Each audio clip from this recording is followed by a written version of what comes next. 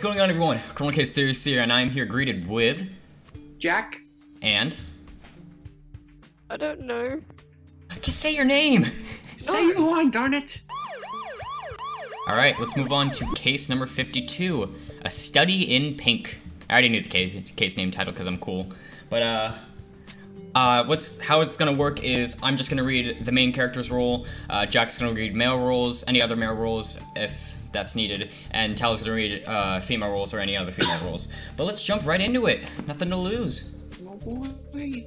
Kian, as so as I am about me and Charlie starting a family, I have to admit that recent developments make me fear for the world our child is coming into.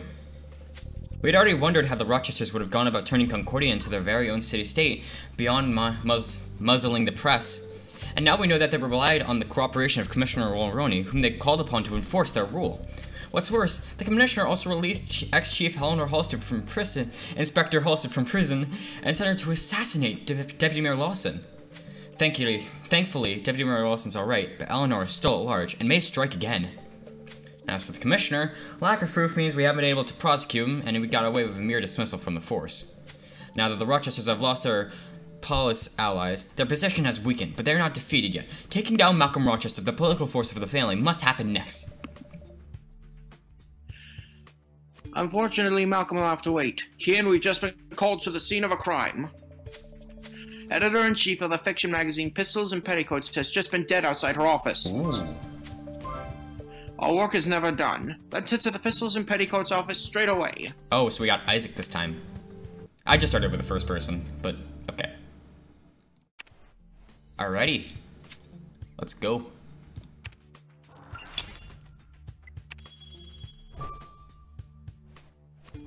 Let me double check to make sure that this is loading right here. No, not here. Right here. Yep, alright. This is exciting, guys.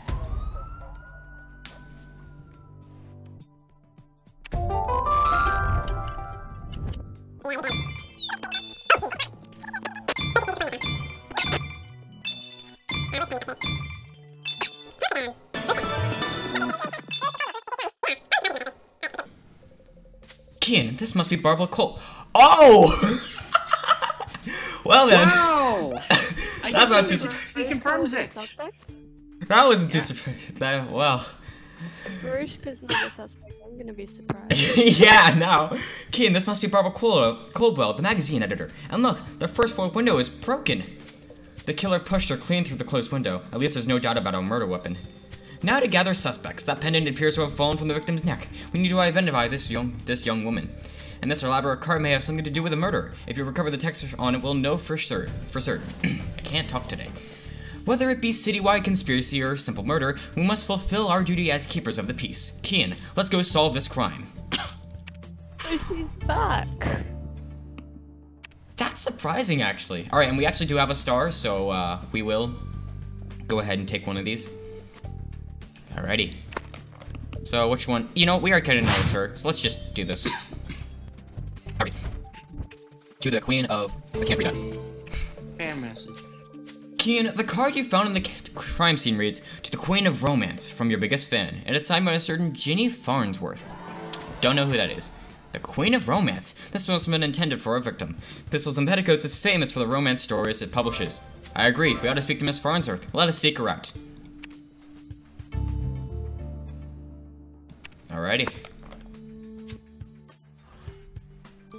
So, I'll also start this. So guys, I gotta go grab some stars, but I will see you guys right back in just a minute. This is Keen from the Theorists. Over and out. Ah, sure, why not? Kian, I'm tickled pink to see you.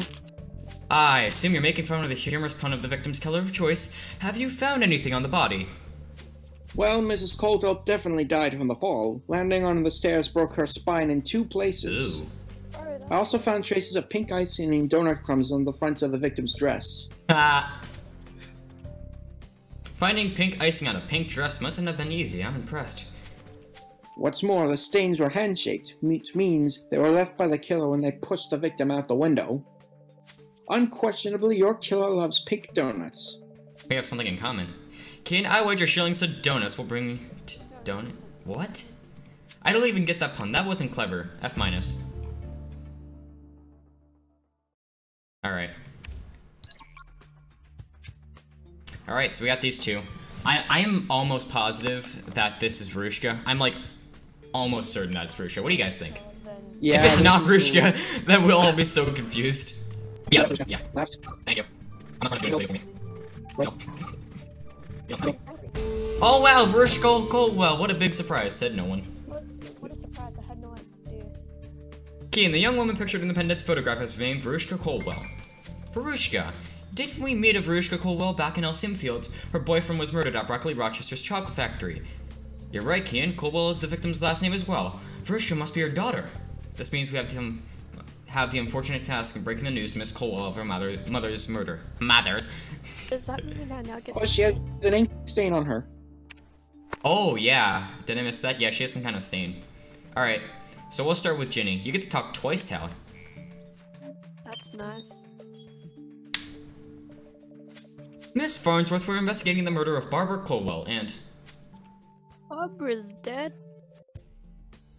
Okay. I can't believe it. I feel faint. Well... Well, that was quick. Well, she wasn't lying. Keen, she's fainted. What should we do? Oh, I don't know. Maybe wake her up. I'm alright. Oh, sorry. Hey, don't steal my line. I'm sorry. I'm alright. I just can't believe that she's dead. This is a terrible loss for the world of romance. What is she sniffing? I take it you were a fan of the story she published. Yes, but not just the stories. The wisdom that woman had was brilliant. I followed the romantic advice column in Pistols and Petticoats religiously. No. Alrighty. Why would you do that? I even wrote it in with my own questions a handful of times. Okay, that face is creepy. If all the world listened to Mrs. Caldwell's romantic advice, no one would be alone. Not true. She's creepy. Alrighty. That smile is terrifying too. Alright, Verushka, you again. Yeah, she does have a stain on her, so. Miss Coldwell, I'm sorry to bear news, but your mother has been murdered. My mother, why would anyone bump her off? You're pulling my leg. I'm afraid it's true, Miss Coldwell. Her body was found in front of her office. Wait, you're not kidding? My mother's dead? I don't know why, I really like that shocked face. I can't believe it, my life is ruined! Ruined! Alright. No more Pistols and Petticoats, no more Ridley's society parties, what? No more romance writers to fawn over me. How could you do that to me? It sounds like the list when SpongeBob and Patrick go on the run. No more Sandy, no more Mr. Krabs, no more Squidward. Yes, we can see you're distraught. We'll come by again later, Miss Coldwell.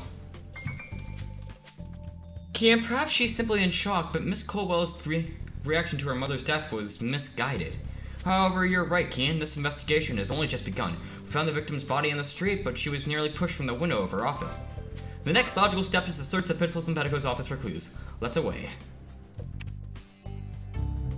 Alrighty. How are you guys liking this, by the way? How are you guys liking this case so far? Sorry. I'm scared. It's only just started, so I can't say I have an opinion on it yet. Tal does not like Ginny. He scares me. Yeah, I can see that. I think it's scared too easy, Tal. Oh, no, you got it. Alright. Okay, then. Alright.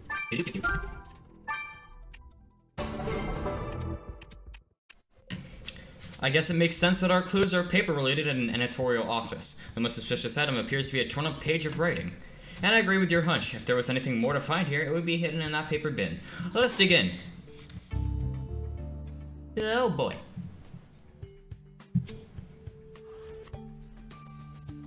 Alrighty.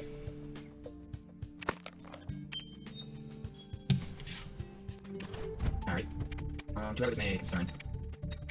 Where's my... I didn't see that.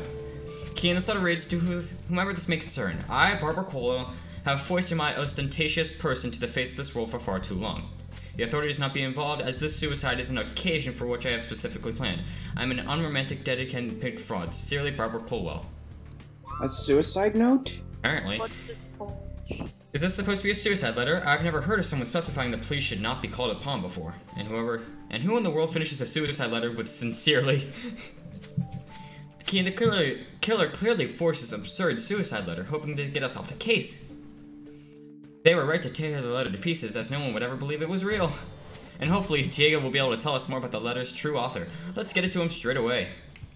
That's odd. Why would you fake that? Plot twist, she was killed by INO. She was killed by a human. Alright. Let's go over here. Caleb Edwards! Oh! Wait, isn't that from me? Yeah! That guy. Kane, this plastic from the paper bin belongs to a certain Caleb Edwards. Yes, I too remember eating young Caleb in Grim Chapel after the murder of his friend Edgar Woe. What do you suppose brings Mr. Edwards here? Let us question him and see what he can learn. He has an ink stain too on him. Oh, and he also tied his tie back up. That's good. Guess he's not as drunk this time. Yeah, not being that drunk is good.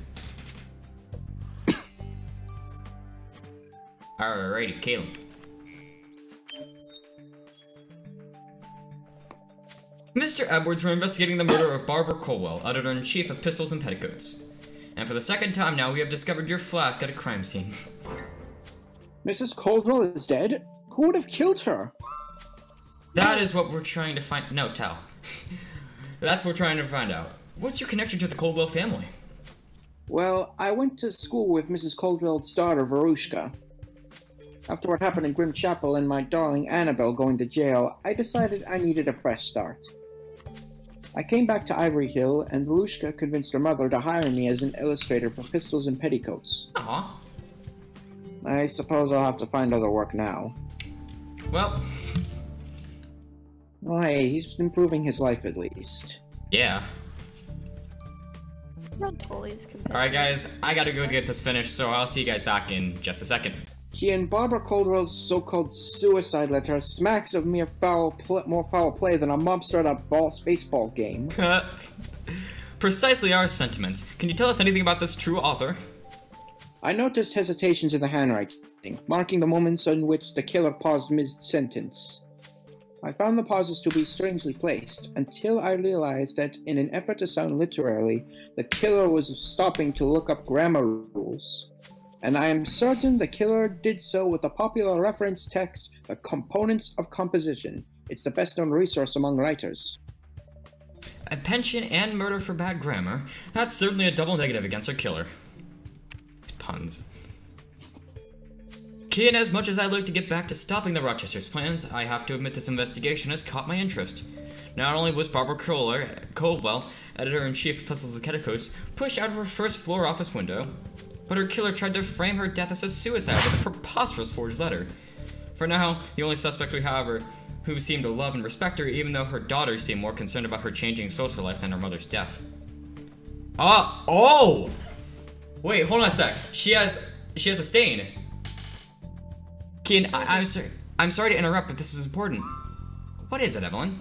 It's about your investigation. I have something to confess. He's a suspect! No! Oh! Why is he a suspect? She has an ink stain on her. I'm suspicious. She's the killer!